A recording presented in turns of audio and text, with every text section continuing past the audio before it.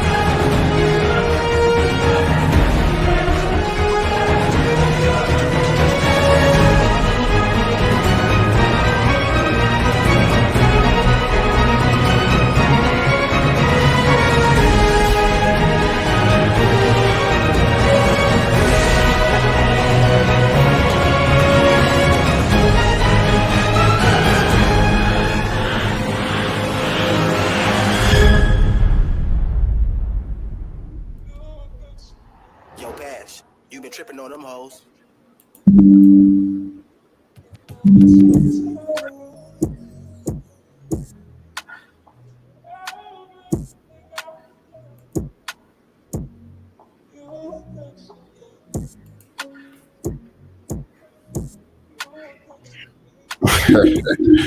Burn live, yo. What it do, yo? What it do, yo?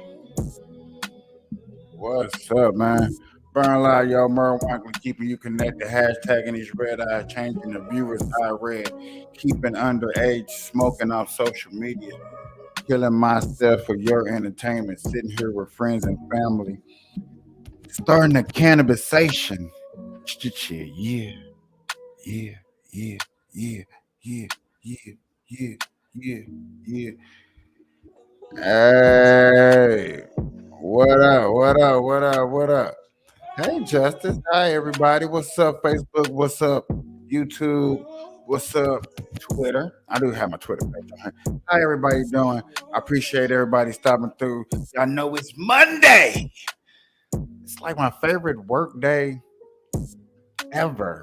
I'm probably the only person that loves a Monday. I have been marvelous, absolutely marvelous because it's Monday.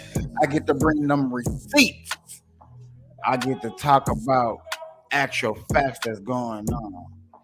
I get to roll up some strawberry chocolate flavored weed today. That's the weed I'll be smoking on with you guys when I'm bringing in my receipts and stuff. Man, everybody that's on Facebook, everybody's on YouTube. If you can do me that small favor, hit that like button. Get me spread it around the world. Get me spread around that algorithm. Get me spread it around that nation. Okay, so I'm just letting you know. A lot of few things been going on. Las Vegas, Golden Knights hockey team has been looking good. Democratical senators, people that have been throwing themselves into the candidates or running in for presidency, have been coming out on the View, making statements, been heavily into the Twitter. So today, tonight, it's a few subjects we're gonna kind of bounce around a few things. I like that I have been actually covering stories that a lot of other people haven't been covering, so I actually been feeling actually appreciate it. Go hit us up on Discord too. The boy got Discord. Nitro been getting that Discord really, really popping. We can get a good conversation going on over there. Go hit us up.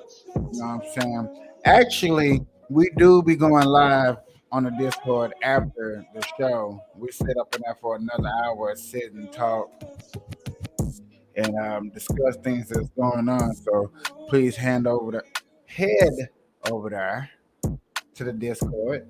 So, ladies and gentlemen, another thing I need to start breaking down is get your blunts, get your weed, get your joints,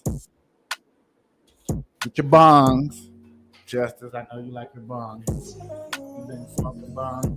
I don't know if you hit a bong today, but I just know when I be watching your show or your lives, you be smoking on a bong. Me, I'm smoking on a. I know some people are gonna be mad at me, but I'm smoking on a Swiss Sweet Classic Green Leaf. It's the only thing that kind of had that was suitable for me. Now, ladies and gentlemen, I love going to my boy right here. Ooh, shit. We're gonna go to the View. And Thomas Scott, who's a conservative from, I do believe, Virginia, North Carolina, South Carolina, one of those spots is from. So he went on the View, letting people know why he's a good candidate to run for president, why people should vote for him, things he believes in. Some of the questions they did ask him, I think Disney's was, I believe, some marvelous questions. These are questions that, I wish they would ask Joe Biden, see what he said. So let's get into this, listen what they had to say. I understand this is Black Conservative too. He's on here too. Let's get into this. radical left. Well, I think Disney and Ronnie have been in a combat zone for a number of months over what I thought was the right issue as it relates to our young kids and what they're being indoctrinated with. I thought he started off on the right foot on that issue. It is 100%. No, not here. I'm sorry, sir. Do not boo. This is the View. We accept we don't have to believe everything people say, but you cannot boo people here, please. You cannot do it. Please continue. We will fulfill the notion that this is a nation that can become more perfect. And what I am concerned about. I bet you Trump, but they would have let him booed. But I appreciate that. That's what you call a small turnaround.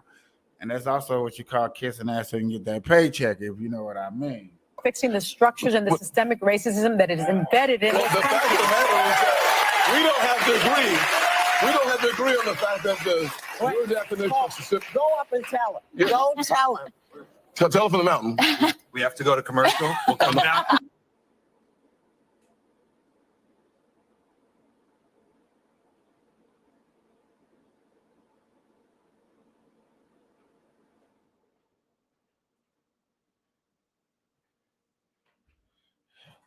Oh, dang. I ain't know they froze. I did not know they froze. I kind of should expect this because, ladies and gentlemen, I'm not going to lie to you. Oh, snap. And this ain't even set up how I need it. There we go. This is what happens when you're behind on your phone bill, your electric bill. Just be real 100. I kind of should have sort of. We'll come down. You're going to stick around. You'll stick around. I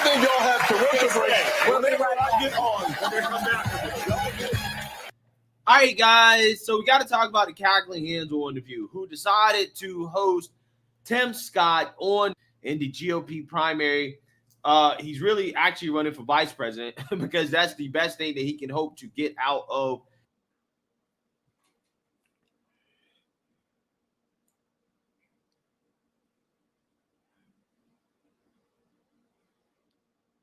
You say that your life disproves.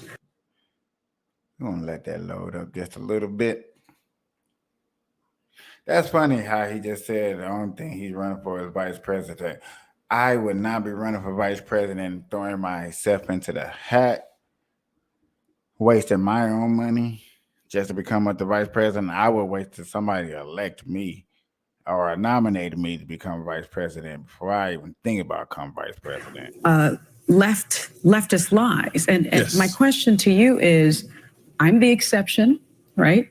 You're the exception. Maybe even Miss Whoopi Goldberg is the exception. Oh, she's But definitely the but we are not the rule. And 5 core aspects of life in the U.S. economics, education, healthcare, criminal justice, and housing. At nearly every turn, these achievements were fought, threatened, and erased, most often by white violence. You have indicated that you don't believe in systemic racism.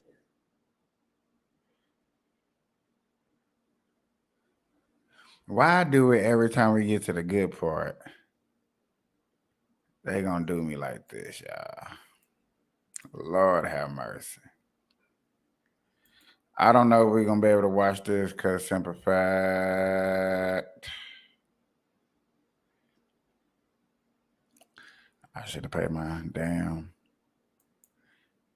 I'm behind on my phone bill, so they're gonna be acting slow. Oh, I got an idea.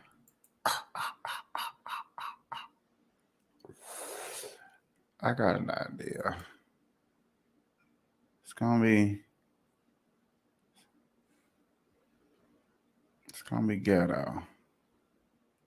This is what I would definitely call ghetto, especially if they let me do it.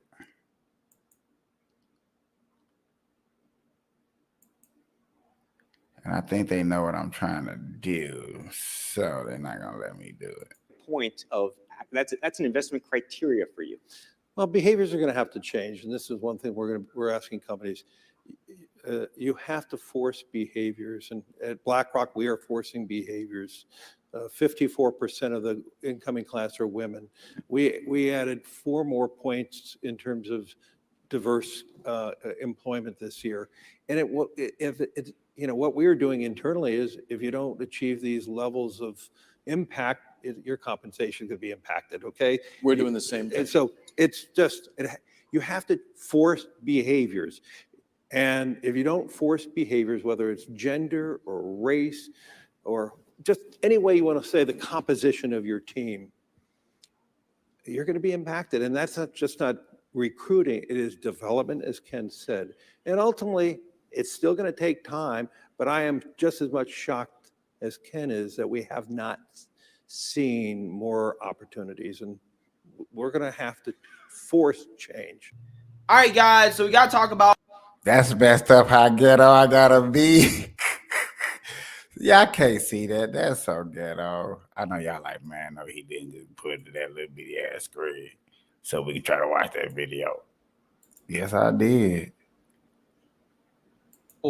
Boycott in history because a former Anheuser-Busch executive came out and revealed why Bud Light went woke. Okay, why are all these companies going woke? Okay, and a lot of people are wondering why, because hey, I haven't really seen much evidence that this stuff helps improve the bottom line. Okay, however, apparently what is happening is that there are forces, for example, large asset managers like a Vanguard, like a BlackRock, like an etc., lefty investment firms that are actually pushing these companies to go woke, despite the fact that going woke isn't necessarily good for the bottom line. And a former Anheuser-Busch executive came out and confirmed that to be the case in a recent interview with Jesse Waters that I want you guys to take a look at.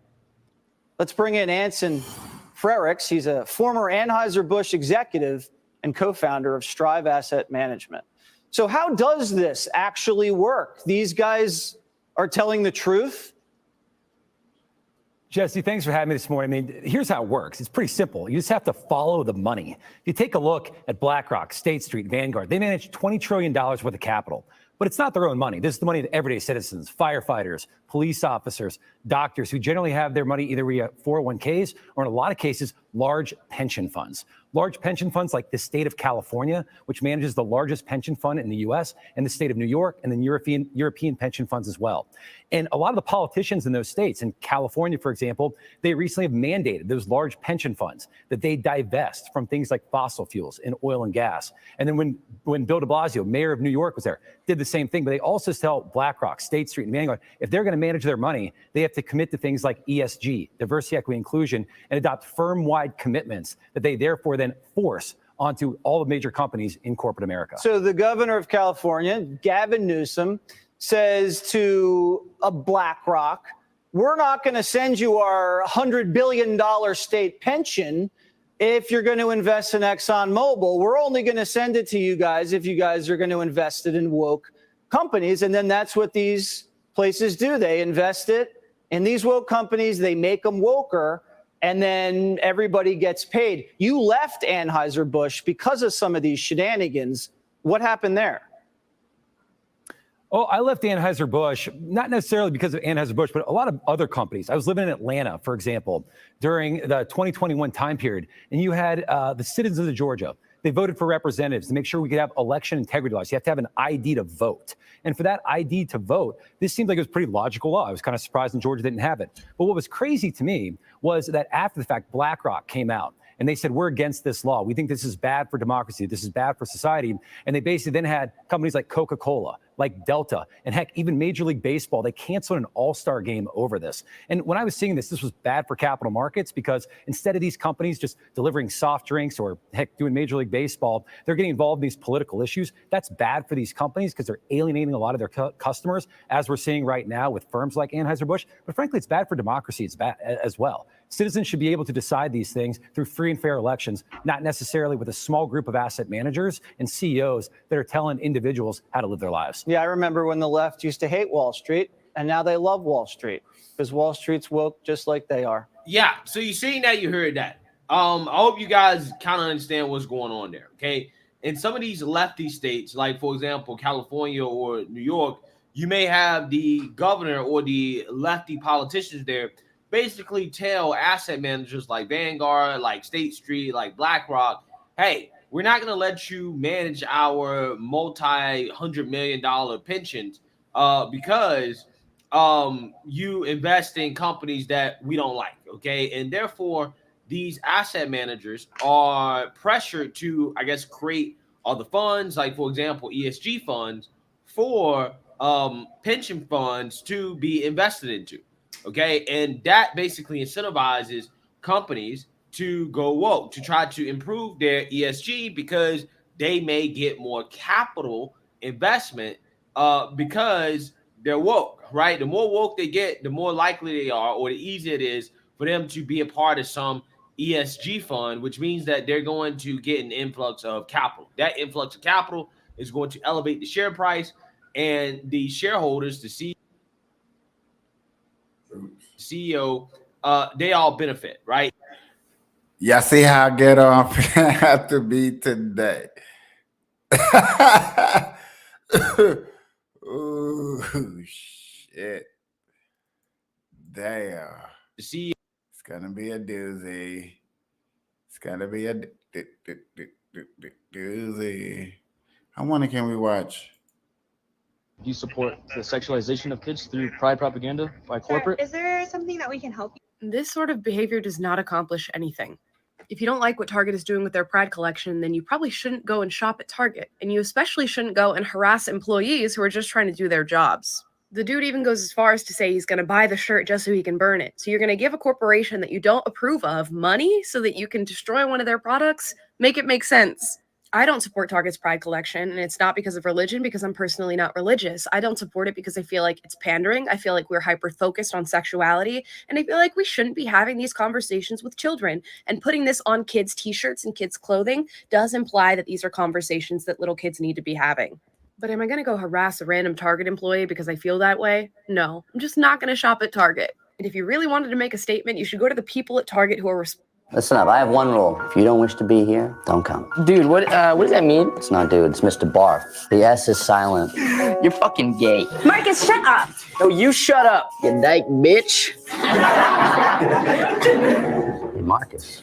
What? You're free to leave. Like right now? Like right now. What the fuck? Do you want me to go to the dean's office? I don't care where you go.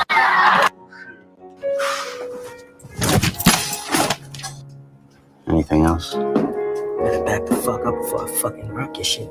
That bag, it doesn't have any feelings. It's empty. I used to be very angry too, okay? I get it. You have no reason to be angry with me because I'm one of the few people that's here trying to give you an opportunity. Why'd you throw Marcus out of class but not Jerry? I mean, Marcus verbally assaulted you. That's not allowed in my classroom. And what they say to me is immaterial. You'll all be okay. Mr. Barth, do you like me? Yes, of course I do.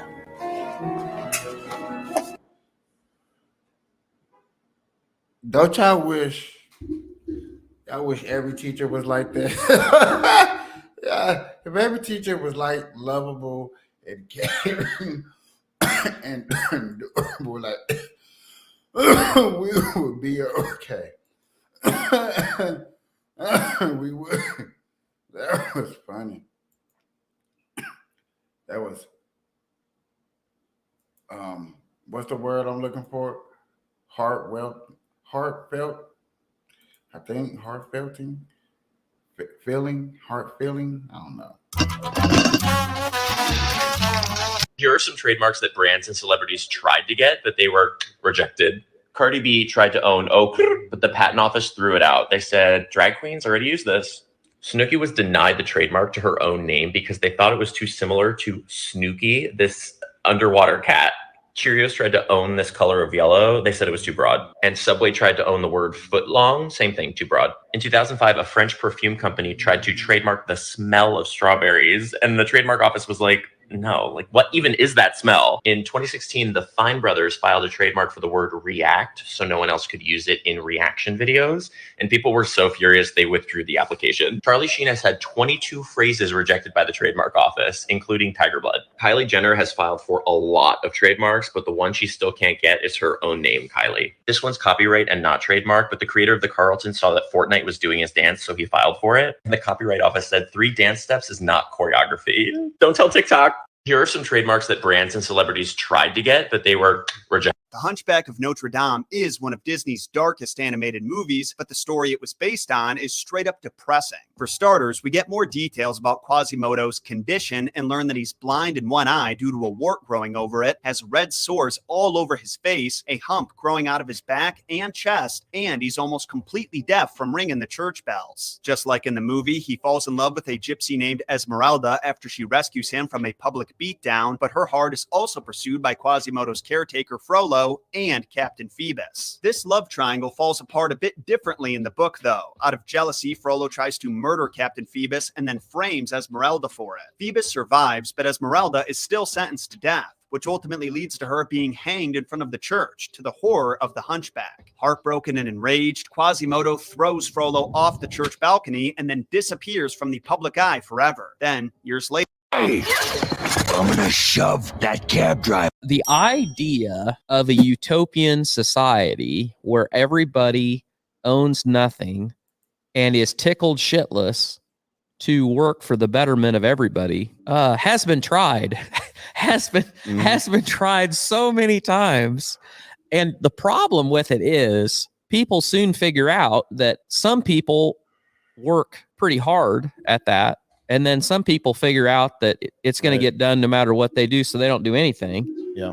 And then the other side of it is that for some reason, the people at the top of this experiment, they don't ever seem to want to live like the rest of the people, and they're siphoning. They're a little more equal than others. They're siphoning off the top. The idea of a utopian society where the highest surviving branch of rose cuttings is this kind of branch. See this branch? We'll gently break it off from this position. When breaking off, don't cut the roots of the branches. Watch carefully. This place is the most concentrated location of rose nutrition, so rooting is also the fastest. when I say we do anything to get some likes or post something to keep it going. But then I can't hate on this because a lot of playing people is a lot of playing people. I'm not a playing person. As I look around, I think I need some more plants.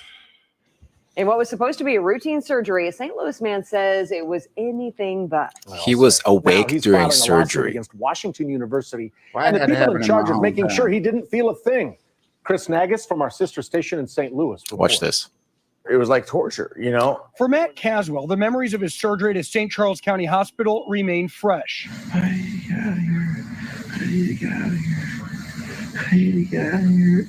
Matt. I need to get out of here. This is terrible.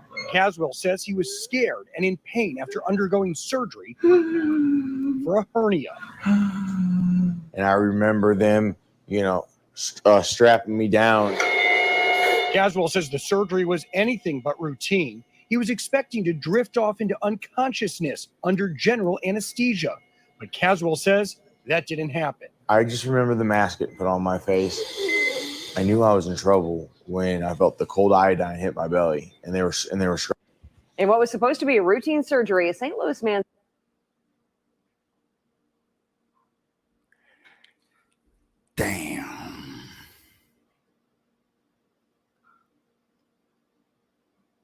Damn, that's fucked up. Totally fucked up. Sad, messed up. That's why people are scared to go to hospitals, man. Stuff like that. In St. Louis too, y'all heard that was St. Louis, Missouri. So I ain't trying to. Oh, shit. If you're gonna tell my mom that she can't have a gas stove anymore and she can only buy an electric stove, but there's a gas hookup in the kitchen, it falls on the back of the renter, which is what does happen. Does that sound like a movie to you? No, it doesn't. I'm not even asking you a question because this is ridiculous. It's not a movie. These are people's lives. And we have the Department of Energy who doesn't even have the guts, the courage to come in here and answer questions about their proposed rule. They'd rather hide in their building down the street than come in here and talk to the American people, talk to the people's representatives. And we do have to fund the Department of Energy. That's coming up in a couple of months. If you can't come in here and answer questions, why would we fund you? I'm not even joking around because this thing is stupid. If you're going to tell my mom that she can't have a gas stove anymore and she can only buy an electric stove, but there's a gas hookup in the kitchen. I've been hearing about this idea of where they want to take out all gas stoves in the homes and in small businesses and making everybody use electric. I have heard about that. I didn't think how true it was, but the more and more I hear about it, it's got to be true as hell. That's messed up. Yeah, that's a little messed up. People don't know this, but this is actually the right way to eat a cinnamon roll. We start by unraveling it from the center and... I'm sorry. Come here. Get so close. We need to talk about this. Closer. Back it up a little bit. That's not the right way to eat a cinnamon roll.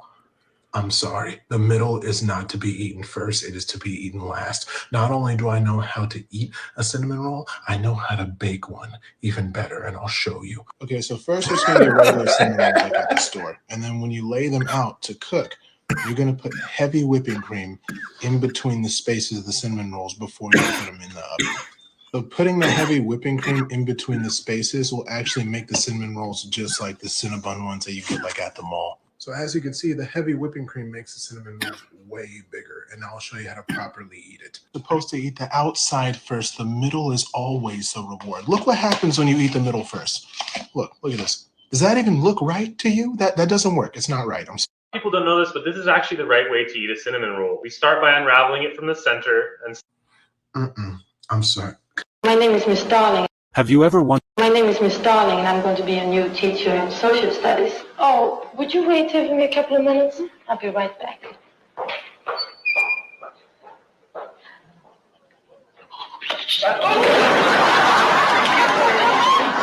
Thank you. Oh,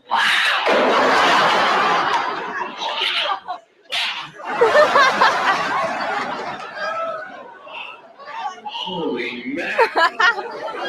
I'm so glad to know that we are the same species that we were, 60 years ago. A lot has changed, but men's response to a woman walking away has not changed. Somebody said, good times when boys were normal. Another one said, let's bring holy mackerel back.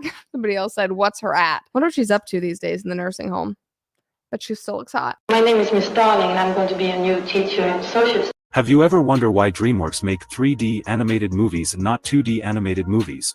Well, the answer to this question is Sinbad Legend of the Seven Seas. We all know that it's actually a pretty fun movie, full of crazy adventure, entertaining characters, and some pretty impressive 2D animation. But Sinbad is actually what ruined 2D animation for DreamWorks. It was a pretty big flop at the box office, making DreamWorks lose over $125 million. And this movie is actually what ruined 2D animation for DreamWorks. After Sinbad, the company decided to stick solely to 3D animated films and no longer do traditional animation. Surprisingly, Disney more or less followed suit after The Princess and the Frog flopped 5 years later. Have you ever wondered why DreamWorks make 3D animated movies and not 2D?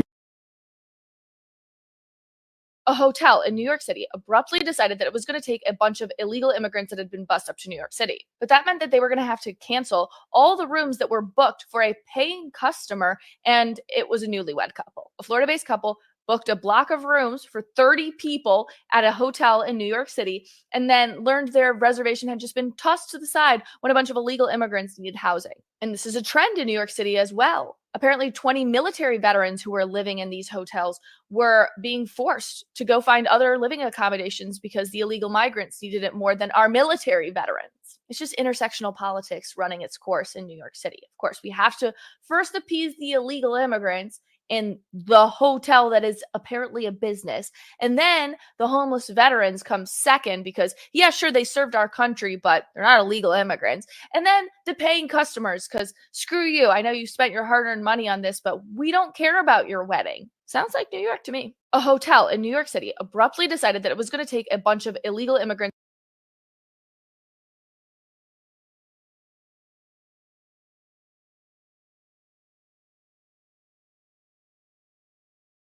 How many stars are on the United States flag? 103. 103? I know, but I don't. Yeah. 51. 32. What country is the Queen of England from? I'm not a politics guy. I ain't gonna lie. I don't know. I really don't know. Just take a guess. Like, what country is the Queen of England from? Europe? I don't know. I don't know. I just took a guess. What ocean is on the east side of the United States? Pacific? No, I can't do the oceans. I don't do the oceans. Pacific, right? Can you name the 3 Kardashian sisters? Kim, Courtney, and Chloe. Bonus points for the brother? Robert. What? Rob. What's the capital of the United States? There's a capital? What? Yes. Lexi. Take a guess. I don't know. Probably California. Yeah, that's right. It is? No. How many stars? He said, what the capital of the United States? He said, probably California.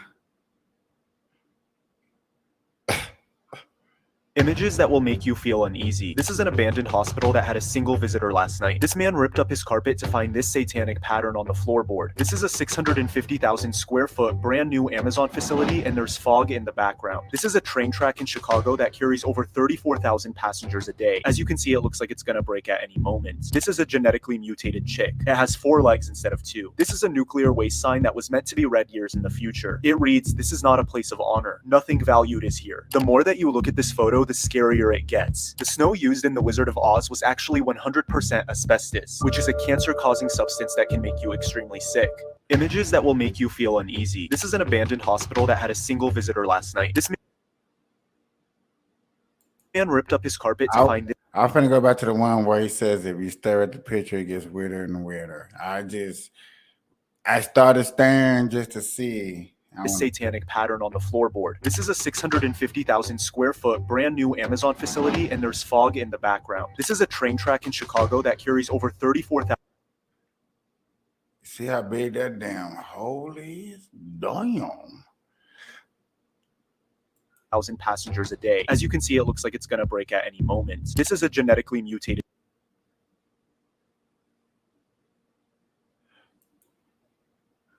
chick that has 4 legs instead of 2. This is a nuclear waste sign that was meant to be read years in the future. It reads, "This is not a place of honor. Nothing valued is here." The more that you look at this, The more you look at this, the stranger this picture gets. Not really.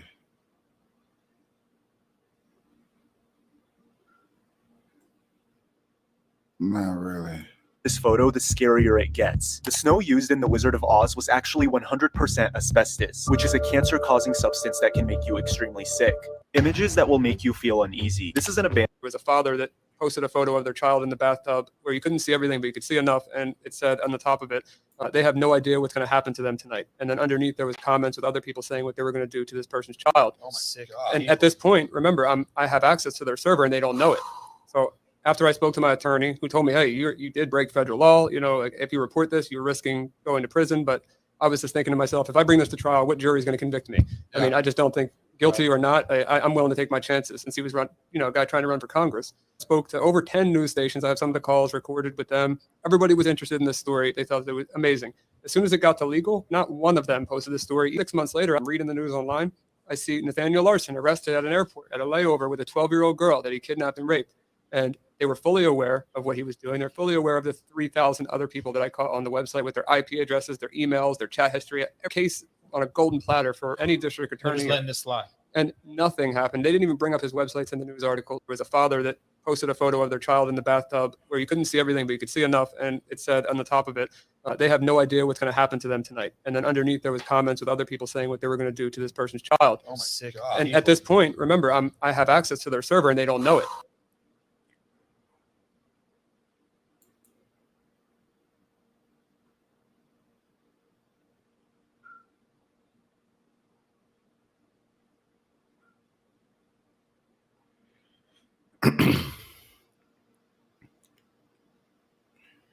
I don't think the internet was ready for podcasting and the information that has been spilled out. When you think about the information that keeps getting spilled out, I don't think nobody was ready for this. You know what I'm saying? The freedom, and people got their own money to spend to show that, look, I'm going to tell my story, you know what I'm saying, one way or the other. This story right here, out of all stories that we can ever talk about, is going to be one of the most dangerous, strangest, weirdest, and saddest, because nothing happened.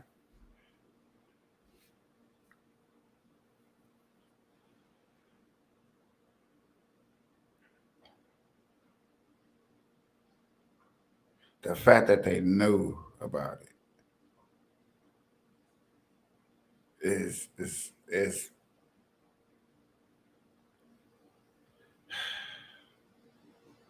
Hey, you guys want to see something pretty cool?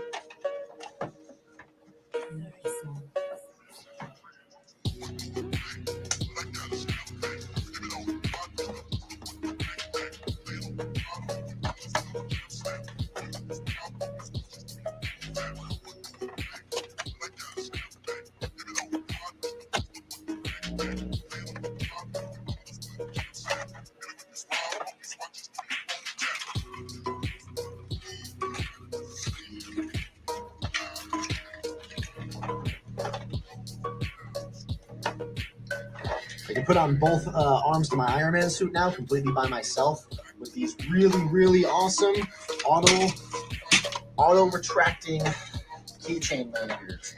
So now I promised Adam at the end of the other movie, the High Evolutionary has created Adam's species. That was the way in. But High Evolutionary is directly related to Rocket. So it was the thing that was the most kind of separate that we put back into it. We had also, teed up Aisha in the second movie. We had all of that, but it was definitely the more difficult part to make a part of it. I think I should call him Adam. I promised Adam at the end of the other movie.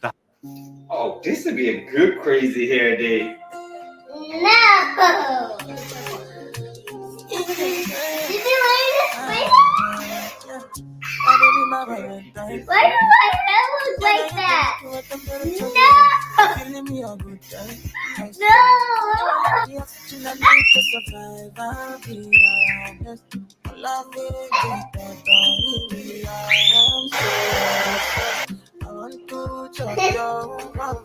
in the world?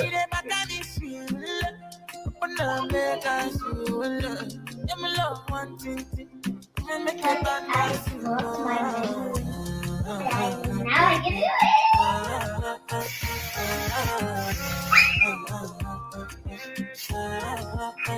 Alright, now we're done. Look at the camera. Oh my god, dude. Oh, this would be. Why am I injecting this egg with mustard? I've got a strong suspicion that my chickens are eating their own eggs. And one thing I know is that chickens hate mustard. So in order to discourage them from cannibalizing their own young, we're going to set them up with these mustard eggs. And I know for a fact that they're eating their eggs because yesterday I caught a hen laying a fresh, steamy egg, and I purposely left it to see if it would still be there 24 hours later. And here we are the next day, and that egg is not in the nest. Now, we do have 3 total eggs. There's been a huge decrease in production, and boy, that one right there is warm. That's a fresh one right there. Steam coming off that one. So right here we have our 3 mustard-filled eggs. These will probably end up ruining the nest if they do tear into them. We're going to put 1 in each nest. In addition to those eggs, we're also going to put some golf balls in there. Obviously, they can't eat golf balls. So between eating mustard, which they don't like, and golf balls, which they can eat, eventually they should give up. Hector's been trying to fight me lately. Look at that, huh? Look at that. Look at that. I'm a 1999 chicken wrangler champ in the state of Kentucky. Chickens are fed and happy. Stay tuned tomorrow. Let's see what happens with the mustard-filled egg. Why am I injecting this egg with mustard? I've got a strong suspicion that my chickens are eating their own egg. I ain't gonna lie to you, I wanted to see. I wanted to see. That's messed up. Can I really go back to? Because y'all been playing nice. We need to. I want to go back. What's this? California Attorney General Rob Bonta is looking into criminal charges or civil violations over now 2 groups of asylum seekers who were flown by charter to Sacramento, reportedly under false pretenses. We think it's the state of Florida. We think that because there's documents that were given to the migrants to sign with the name of the state of Florida on it. It's their voluntary transportation program. It's the same program that was used in Martha's Vineyard. Today, California Governor Gavin Newsom tweeted at Florida Governor Ron DeSantis saying, "You small, pathetic man. This isn't Martha's Vineyard," and suggested kidnapping charges. So far, DeSantis' office has not responded to requests for comment. They were made promises that were never intended to be kept and were not kept. According to an organization supporting migrants on the ground, the first group of individuals was approached at a migrant center in El Paso, Texas, lied to, and offered help to get them jobs and take them to their final destinations. Instead, they were left at the Catholic Diocese of Sacramento with no warning. We're still trying to learn more about the second group that landed today. The first was made up of 16 people seeking asylum in the U.S. from Colombia and Venezuela. Several faith-based organizations are mobilizing to provide support. Help them to get their bearings, and then also, help them to, whatever the immigration process that's been set up for them at the border, that they can be followed through and they can get hopefully some prompt resolution to their case.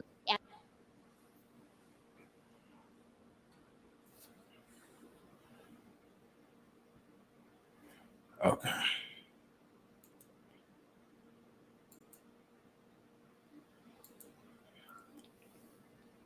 Y'all see, we just went through that small little video, but we can't go through no.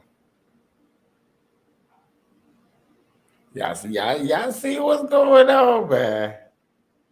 Y'all see the conspiracies. They don't want me talking that shit today, so they trying to be selective on the video, which is not cool. Not cool.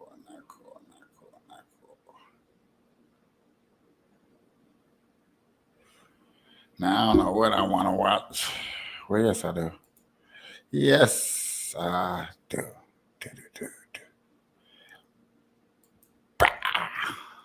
Let's try one more time. Republican presidential candidate Tim Scott facing some of his harshest liberal media critics head on. The South Carolina senator joined the Women of the View moments ago to make his case for the White House, and Scott's appearance comes after a series of racially charged attacks from many of the show's liberal co-hosts. You are the first Black senator elected in the South since the Reconstruction. That would be about 114 years. Yet you say that your life disproves leftist lies. And Yes. my question to you is, I'm the exception, right? You're the exception. Maybe even Miss Whoopi Goldberg is the exception. Oh, she's but, definitely the but we are not the rule. And so when it comes to racial inequality, it persists in 5 core aspects of life in the U.S. economics, education, healthcare, criminal justice, and housing. At nearly every turn, these achievements were fought, threatened, and erased, most often by white violence. You have indicated that you don't believe in systemic racism. What is your definition of systemic racism? Let me answer the question that you've answered. Or does it even exist in your mind? Let me answer the question this way. One of the things I think about, and one of the reasons why I'm on the show, is because of the comments that were made, frankly, on this show, that the only way for a young African-American kid to be successful in this country is to be the exception and not the rule. That is a dangerous, offensive, disgusting message to send to our young people today, that the only way to succeed is by being the exception. I will tell you that if my life is the exception, I can't imagine. But it is. But it's not, actually. It's been 114 years. Yeah, so the fact of the matter is we've had an African-American president, African-American vice president. We've had 2 African-Americans to be secretaries of the state. Kaylee, just one of his many incredibly thoughtful, reasoned, prepared comments throughout his time there on The View. It was phenomenal what Senator Scott did. He came locked and loaded with facts. He came across good-natured, charming, but strong. He went on to say, just after that clip, not only have we had a Black president, currently Black vice president, he said, I have a Black police chief in my community, Black head of highway patrol. There are Black men and women who are anchors at ABC, CBS, NBC, ESPN, Fox News. And then he goes on to say we have Black unemployment under 5% for the first time under a Republican president, 95% high school graduation rate. And he said yesterday's exception is today's rule. Sonny Hostin looked at him speechless. Nothing to say, because those are facts. Those are undeniable what he said. And then they were only left to, in the next block, for some reason, Whoopi and Sonny hugged and like cuddled. It was very bizarre. I mean, look at that. Very odd. And then they shouted, one of them, systemic racism. So he did so well because he showed up with facts. He's so positive, so optimistic.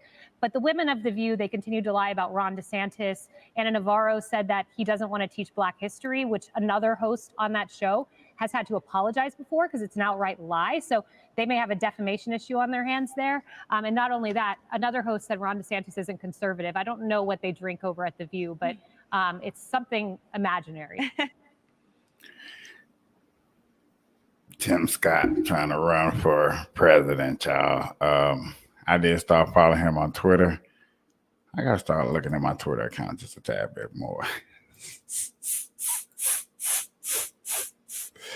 But that's what's up, my dude. At least we get to hear something that's going on about that. I ain't want to just keep shying away from, y'all know what we like to talk about on her. You know what I'm saying?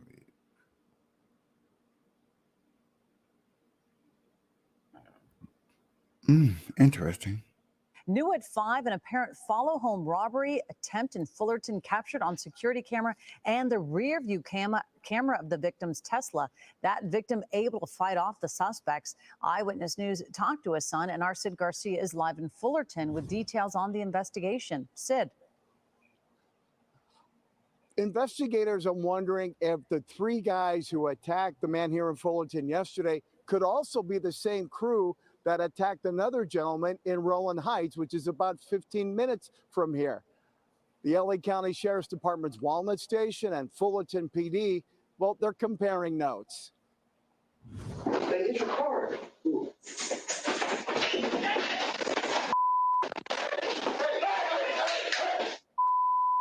It happened in broad daylight yesterday afternoon around 12:30. 2 men approached the victim. sprayed pepper spray in his face, but the victim was able to fight them off. The victim's surveillance camera and the rearview camera on his Tesla recorded the attack. Just super brazen. 12:30, middle of the day. You know, they went back into the car and like, hey man, dog, you a bitch. You know, they cussed each other out talking about which one didn't really handle that OG. Because they got handled 2 against 1. They didn't get the job done. That's what's up for sticking up. That's crazy. They're not afraid of anything. This man didn't want us to use his name. It's his father who you see being attacked by the 2 men. The son tells us his parents were returning home from church in Home Depot. They were followed by 3 men in this dark-colored sedan. 2 of them walked right up to his father and told him this moments before the attack. And they approached my dad and said, hey, someone hit your car. There's car damage. And you can hear it on the recording. My dad was kind of confused because they just kind of came around him real quick. And they pepper sprayed him all over. Thank God he had glasses because I think gave him a little bit of ability to like fight back. And he fought back hard. And I think they got caught off guard the fact that someone that old would fight back. What also helped, there was a landscaping crew working at the house at the time of the attack. The suspects, according to the victim's son, apparently didn't see them. These guys are heroes. Like my dad was screaming, fighting back, and they came running around and helped chase the guys. And the guys didn't realize there's more guys here, and they just boned out. There's a report of a similar case in Roland Heights. LA Sheriff's Walnut Station is investigating to see if it's connected to what happened here in Fullerton. And detectives from both agencies still looking for those 3 suspects. Live in Fullerton, I'm Sid Garcia, ABC 7 Eyewitness News. Wow, really. Hello, I'm Mark Brown. Get more great ABC. Those bastards got away. That's messed up, bro. It's more and more not looking too good about what's going on. In other news, I guess I am in Las Vegas. This has been a big talk. I have been covering it, so here's me covering The Nevada legislature on my is in its final hours before the legislative session expires for the year, and still no movement on the ballpark proposal, which could send the Oakland A's to Las Vegas. Yes, so in the meantime, sports economists are calling it a bad deal, and local fans are still hoping the A's will stay. Front Row Dan Kerman has the latest. With hours to go before the end of the 2023 legislative session, Nevada lawmakers discussed and voted on numerous bills, but not the one that will turn over nearly $400 million in public money to the Oakland A's to build a $1.5 billion, 30,000-seat stadium with a retractable roof on the Las Vegas Strip.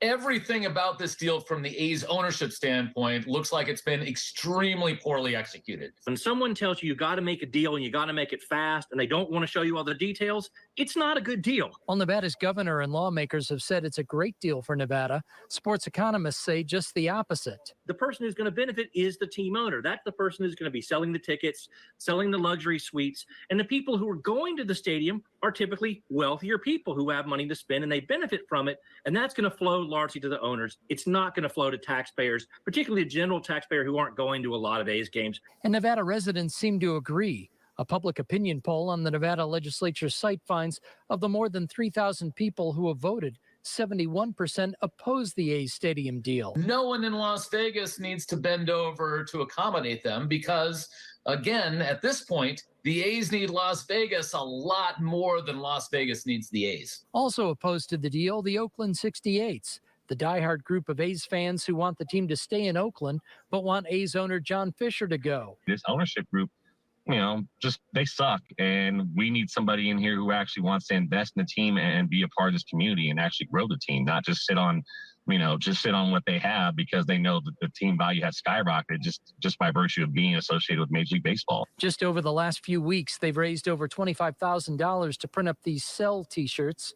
At the A's game June 13th, they're hoping the stadium will be wall to wall with these shirts. It's just to show the world, like, hey, there is a pretty big fan base here. There are people here that do care a lot. It's just they've been, repeatedly disrespected and neglected. If the Nevada legislature doesn't act on the A's stadium plan on Monday, the governor can call the legislature back into special session.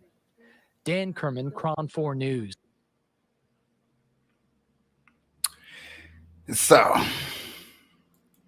a lot of people have been asking, like, man, what's up with the A's? Is you coming report on it? Put your little 2 cents on it.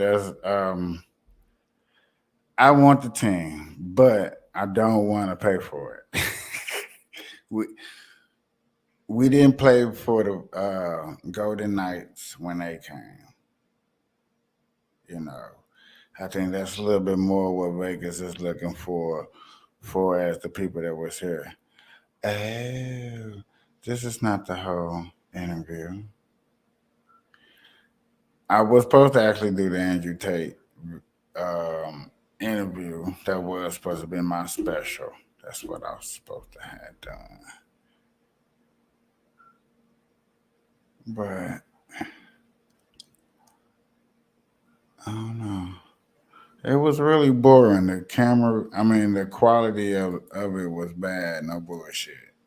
It was really, really bad. And I was like, why am I going to cover this really, really bad?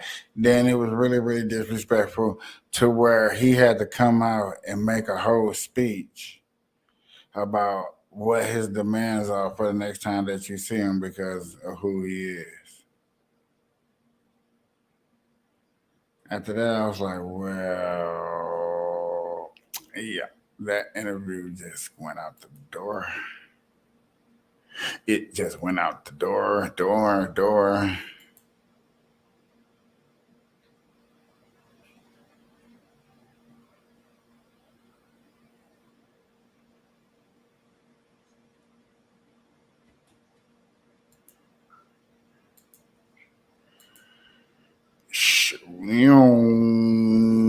That boy gone.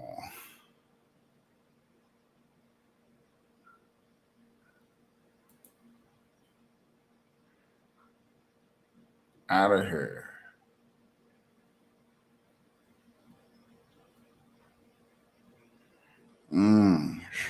Watch out. Watch out. Ooh. Intersection. See, how you gonna be trying to get away in the truck with stuff in the back, man? You should have, if you're gonna do that, go straight out of town. No stopping. Just go out of that district.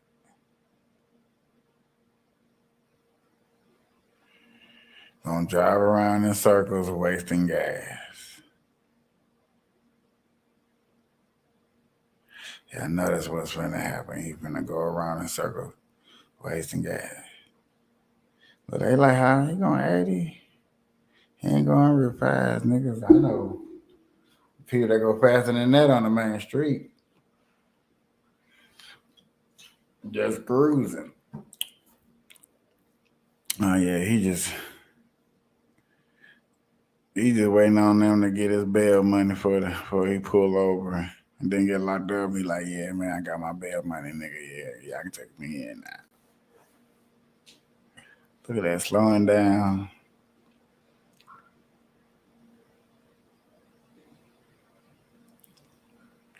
And I don't really do the boxing no more. You know, police cars don't want to take that hit and take a, you know what I'm saying, be all that.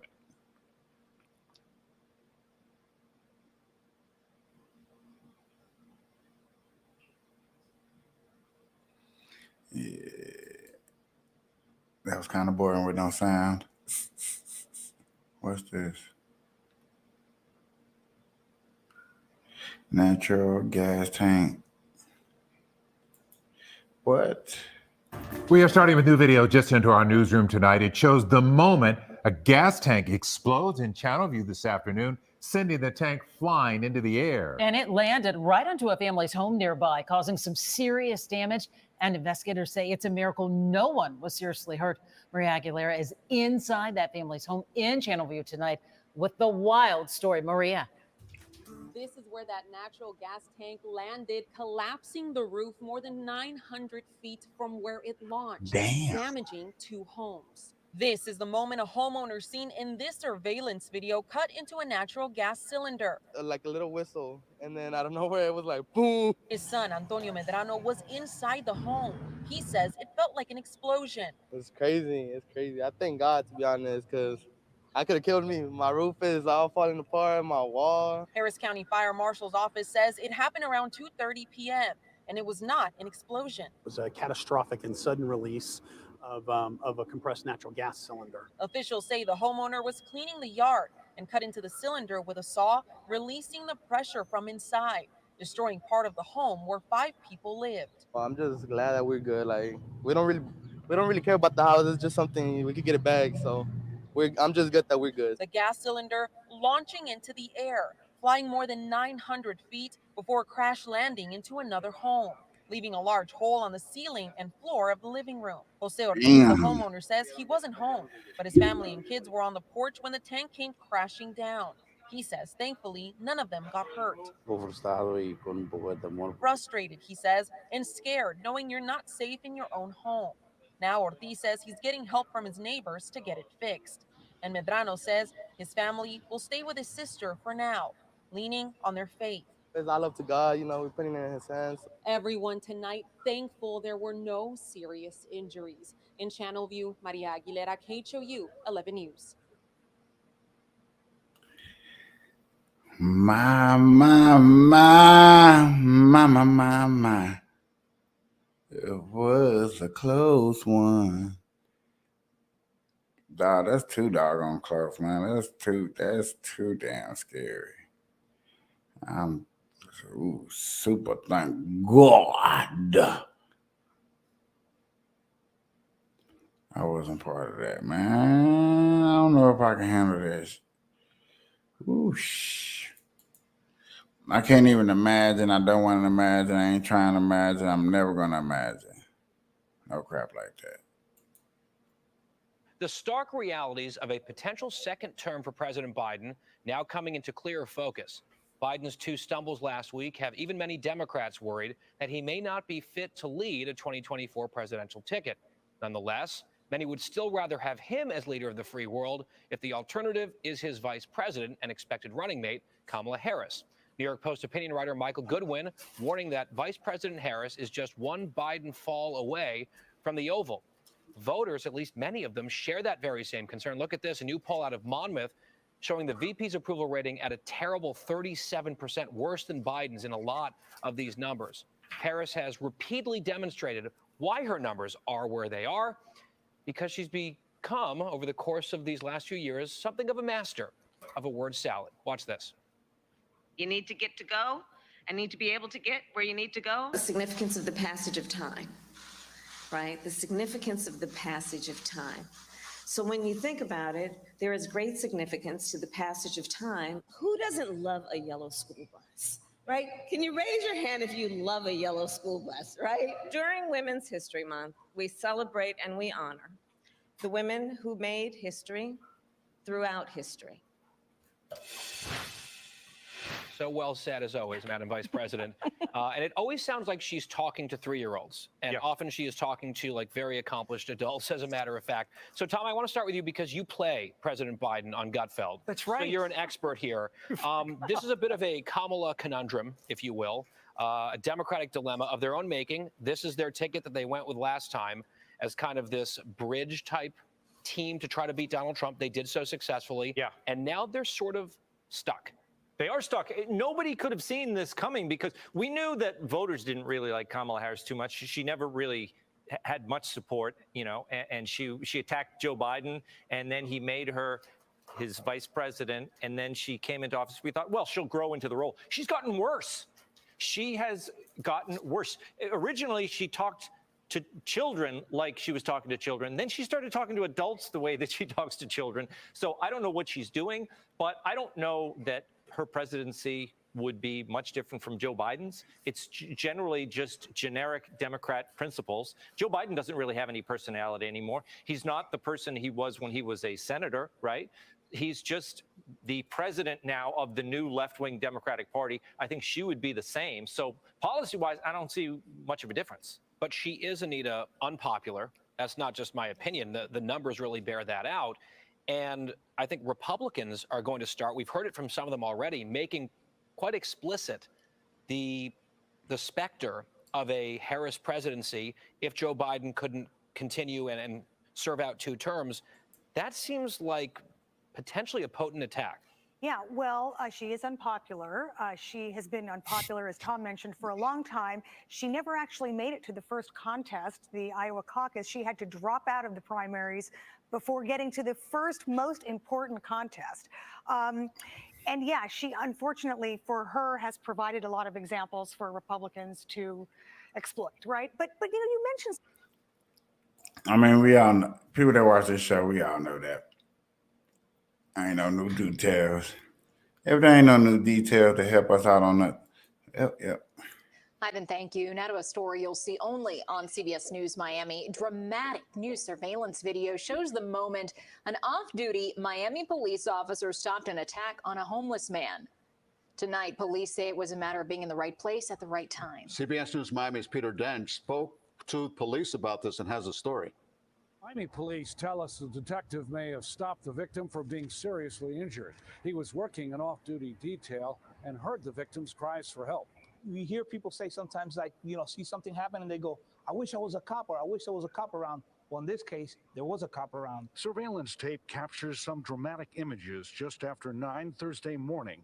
Police say with his weapon drawn, Miami Police Detective C. Calzadilla takes a man into custody just moments after he has attacked and robbed this man in the white shirt. Police say it happens on Flagler Street near 10th Avenue, as the victim is followed by another man who demands money and then takes off his shirt as if he's preparing for a fight.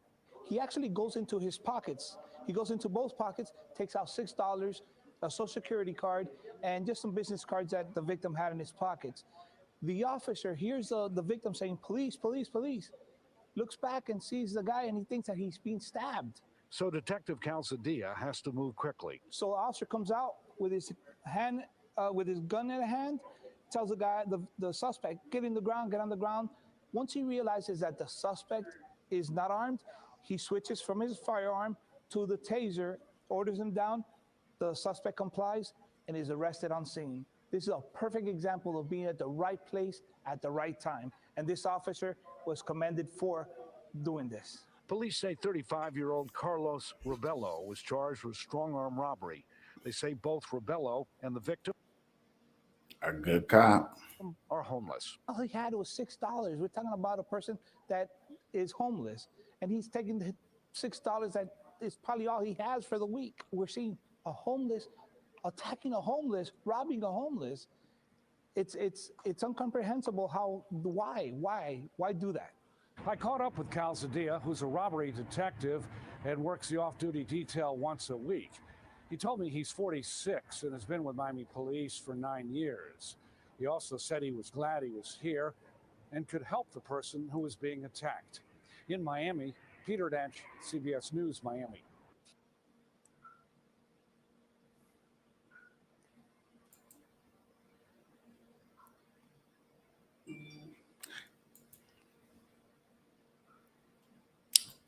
Just want to keep A covering new warning about a surge in organized retail crime. Stores are losing big money, raising prices to cover it. And the greatest cost you know, we talked about this. Ariel Rush up here with the details. Good morning, Ariel. Good morning to you, George. Retailers we talked to are losing billions.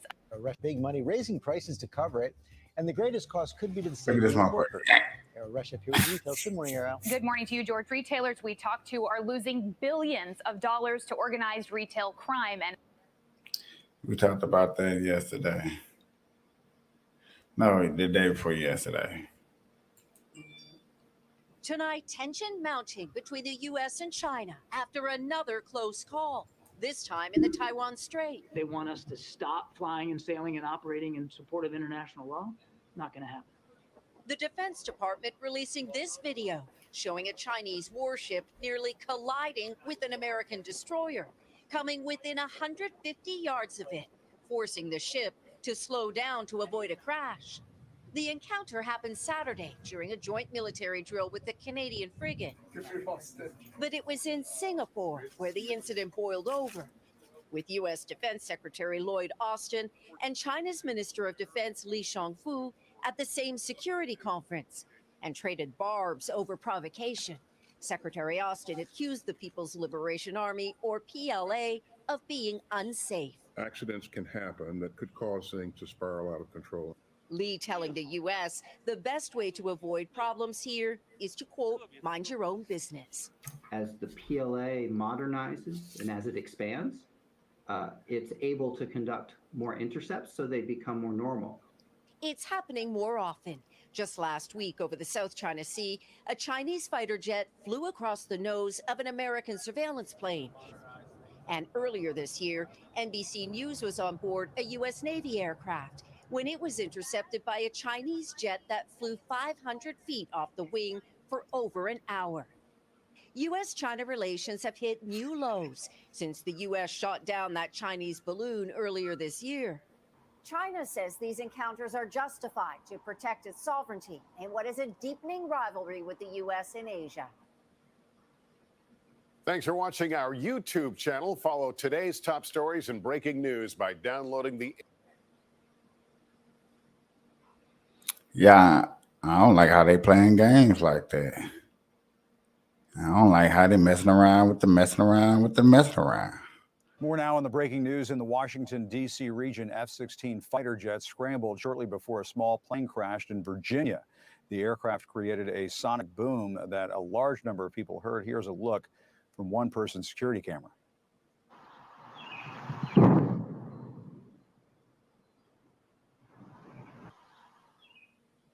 And CNN aviation correspondent Pete Montine joins us now. Pete, you have new information on this. What can you tell us?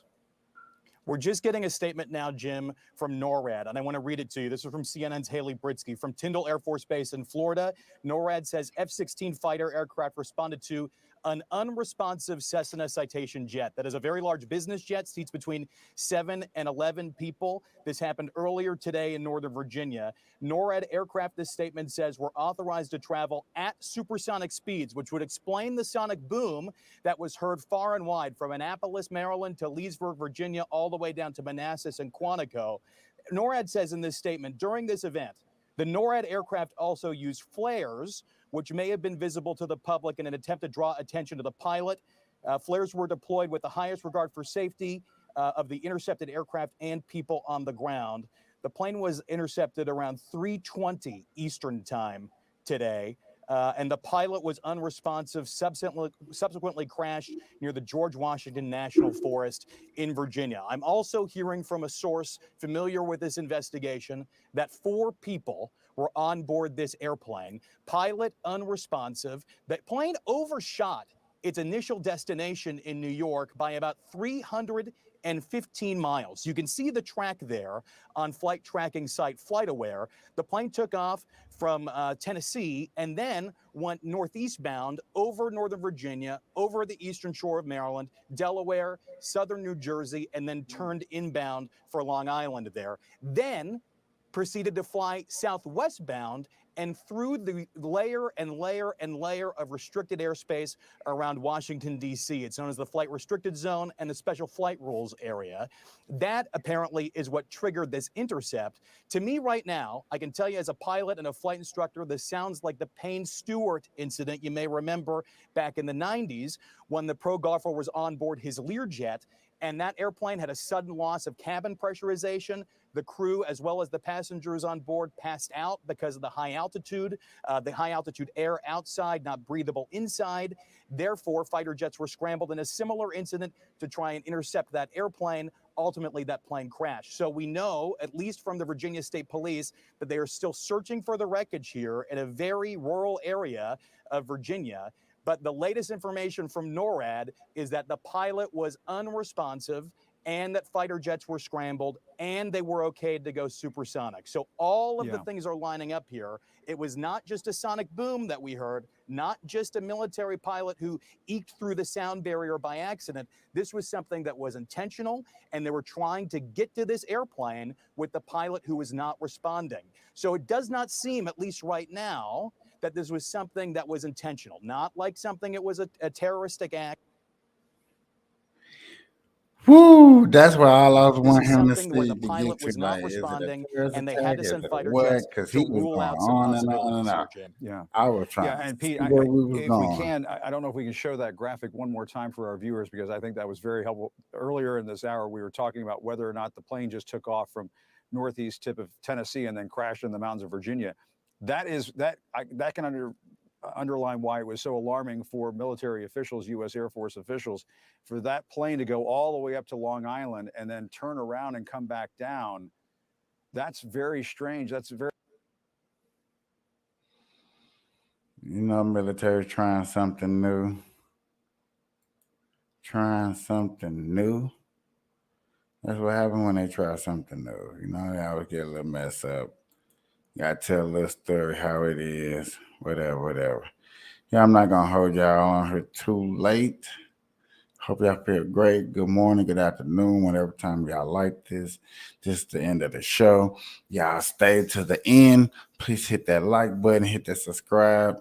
Highly appreciate this, ladies and gentlemen. Good night.